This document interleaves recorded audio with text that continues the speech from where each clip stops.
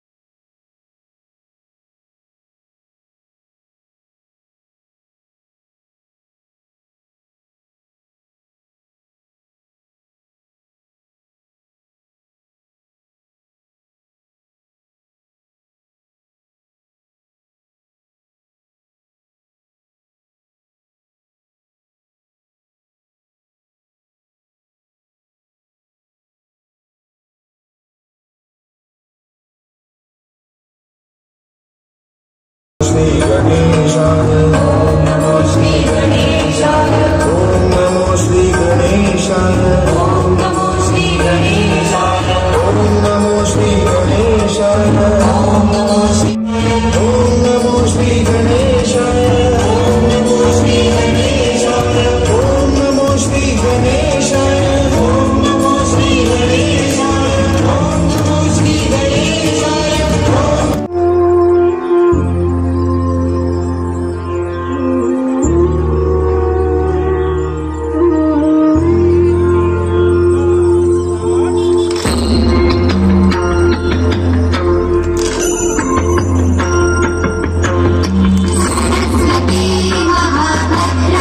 প্রণাম করি সেই মা সরস্বতীর উদ্দেশ্যে আমাদের সকলের মধ্যে শুভ শক্তি, শুভ সংস্কৃতির চিন্তা দাও মা।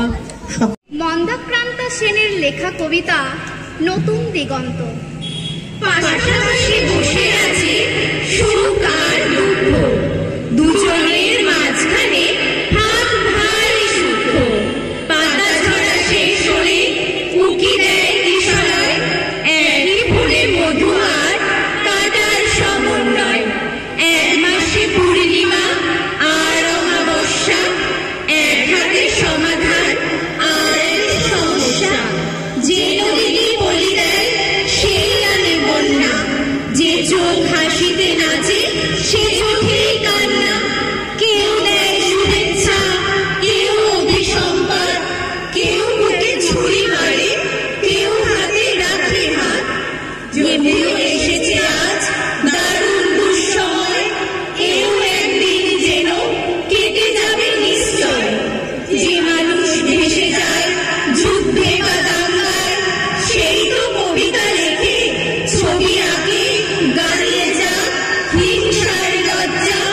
বুকে আজ খুলে যা হৃদয়ের দরজা, ধ্বংসস্তূপের তলে পড়ে আছে দেশটা। সেখানেই শুরু হোক এগোনোর চেষ্টা।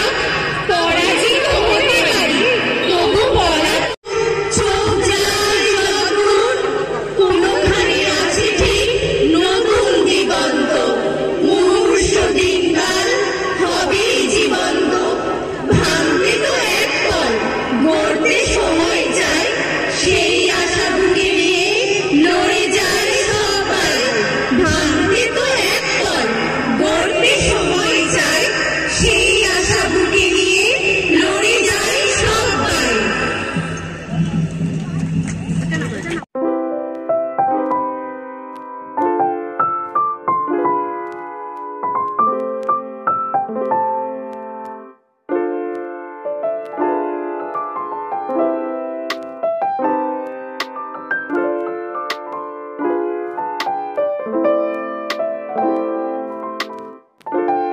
সানাই বাজায় দূরে তিনটে শালিক ঝগড়া করে রান্নাঘরের চালে।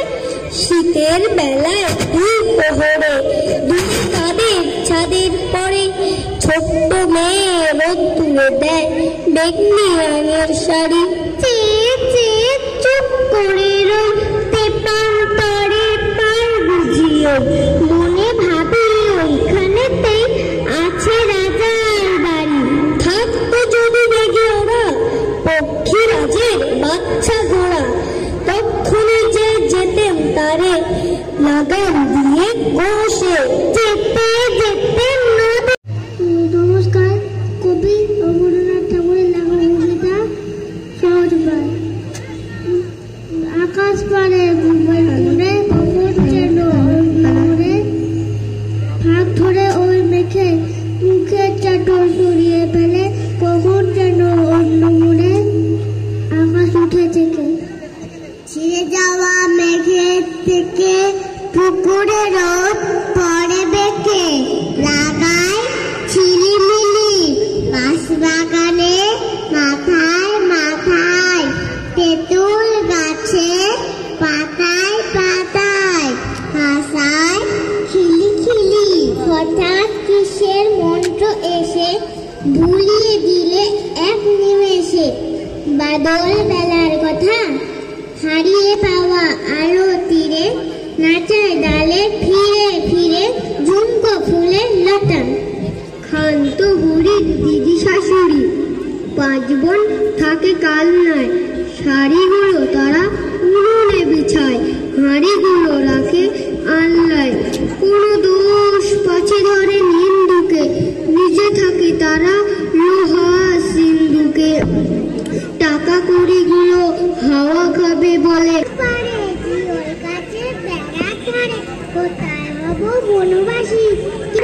ভাববো তোমার ছোট্ট করে শুকনো পাতা পিছিয়ে করে থাকবো দুজনে। বাঘ ভাল্লুক অনেক আছে, আসবে না কেউ তোমার কাছে। দিন রাত্রি পড়বে আজকে এই সুন্দর সন্ধ্যায় সর্বতানের পক্ষ থেকে সবাইকে জানাচ্ছি আন্তরিক শুভেচ্ছা ও অভিনন্দন। তার সঙ্গে সকল গুরুজনদের জানাচ্ছি আমার প্রণাম এবং সকল ছোটদের জানাচ্ছি আন্তরিক ভালোবাসা। আজকে আমার নিবেদন সুবোধ সরকারের লেখা কবিতা শাড়ি। বিয়েতে 51টা শাড়ি পেয়েছিল মেয়েটা, অষ্টমঙ্গলায় ফিরে এসে আরও 6টা। এত শাড়ি একসঙ্গে সে জীবনেও দেখেনি। আলমারির প্রথম থাকে রাখলো সে সব নীল শাড়িদের। হালকা নীল একটাকে জড়িয়ে ধরে বলল, তুই আমার আকাশ। দ্বিতীয় থাকে রাখলো সব গোলাপিদের। একটা গোলাপিকে জড়িয়ে সে বলল, তোর নাম অভিমান। তৃতীয় থাকে 3টি ময়ূর, যেন 3 দিক থেকে ফুটে আসা চোখ। তেজপাতা রঙের যে শাড়িটার তার নাম দিল বিষাদ। সারা বছর সে শুধু শাড়ি উপহার পেল। এত শাড়ি সে কি করে এক জীবনে পরবে? কিন্তু বছর যেতে না যেতে ঘটে গেল সেই ঘটনাটা। সন্ধ্যার মুখে মেয়েটি বেরিয়েছিল স্বামীর সঙ্গে চাইনিজ খেতে। কাপড়ে মুখ বাঁধা 3টে ছেলে এসে দাঁড়ালো। স্বামীর তল পেটে ঢুকে গেল 12 ইঞ্চি। উপর থেকে নিচে নেমে ডান দিকে পড়ে রইল খাবার। চিলিপিস থেকে তখনও ধোয়া উঠছে। এর নাম রাজনীতি বলেছিল পাড়ার লোকেরা। বিয়েতে 51টা শাড়ি পেয়েছিল মেয়েটা, অষ্টমঙ্গলায় ফিরে এসে আরও 6টা। একদিন দুপুরে শাশুড়ি ঘুমিয়ে সমস্ত শাড়ি বের করে 6তলার বারান্দা থেকে পরিয়ে দিল নিচের পৃথিবীতে। শাশুড়ি পরিয়ে দিয়েছে তাকে সাদা থান। 19 বছরের একটা মেয়ে, সে একা। কিন্তু সেই থানও এক ছটকায় খুলে নিল 3জন পাড়ার মোড়ে। একটা সদ্য নগ্ন বিধবা মেয়ে দৌড়াচ্ছে আর চিৎকার করছে, বাঁচাও! পেছনে 3জন। সে কি উল্লাস! নির্বাক পাড়ার লোকেরা। বিয়েতে 51টা শাড়ি পেয়েছিল মেয়েটা, অষ্টমঙ্গলায় ফিরে এসে আরও 6টা। বিয়েতে 51টা শাড়ি পেয়েছিল মেয়েটা। নমস্কার।